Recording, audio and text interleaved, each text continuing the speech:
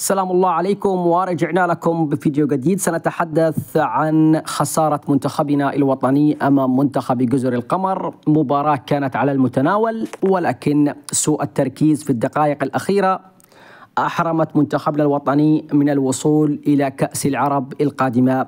طبعا كلنا شاهدنا هذه المباراة بكل أحداثها وتفاصيلها، وبالأخير منتخبنا الوطني يصل إلى ركلات الترجيح بعدما كان متقدما في الدقيقة 88 ونحن متقدمين ب4 أهداف مقابل هدفين. تخيلوا هذه المفاجأة التي حصلت بإحراز هدفين لمنتخب جزر القمر.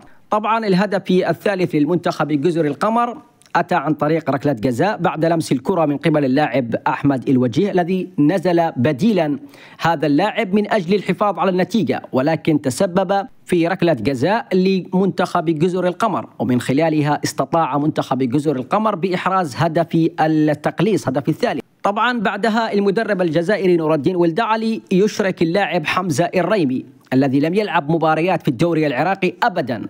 مجرد ما انتقل اللاعب مع النادي القوة الجوية لم يلعب مباريات هنالك في الدوري العراقي، وأشركه بديلا من أجل الحفاظ على النتيجة. خلاص الوقت بدل الضايع، من الممكن أن منتخبنا الوطني شوية تركيز والمباراة تنتهي ونحن نتأهل، ولكن حصل خطأ من قبل اللاعب حمزة الريمي بعدم إبعاد الكرة بالشكل المطلوب ليبعدها إلى الوراء، واللاعب الجزر القمر دون رقابة يحرز الهدف التعادل في الدقيقة 93 من خلالها. ومن خلال هذا الهدف وصل منتخب جزر القمر إلى ركلات الترجيح، ومن خلالها استطاع حارس منتخب جزر القمر بصد ركلتين، ومن خلالها منتخب جزر القمر يصل إلى بطولة كأس العرب القادمة.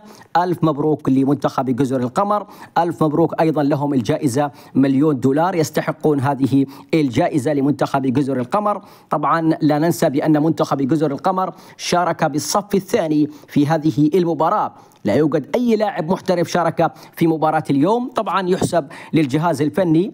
بالإضافة إلى ذلك أخطاء دفاعية لمنتخبنا الوطني، عدم التمركز بالشكل المطلوب، التركيز كان غائبا في فترات المباراة، وخصوصا في الدقائق الأخيرة أنت متقدم في 4 أهداف مقابل هدفين والدقيقة 88، يعني خلاص شوية تركيز بس وشوية انسجام بين اللاعبين تكمل هذه المباراة بالشكل المطلوب. ولكن خلاص نقول قدر الله ما شاء فعل.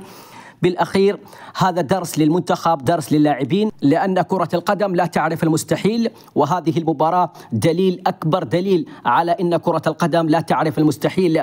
يعني الكل كان يتساءل، الكل كان يتحدث عن تأهل منتخبنا الوطني، ولكن بغمضة بصر فقط منتخب جزر القمر يسجل هدفين ويصل إلى ركلات الترجيح، ومن خلالها استطاعوا العبور إلى المجموعة الثانية إلى جانب كل من عمان والسعودية والمغرب. ألف مبروك للجميع، وأترك لكم التعليقات، والسلام عليكم ورحمة من الله تعالى.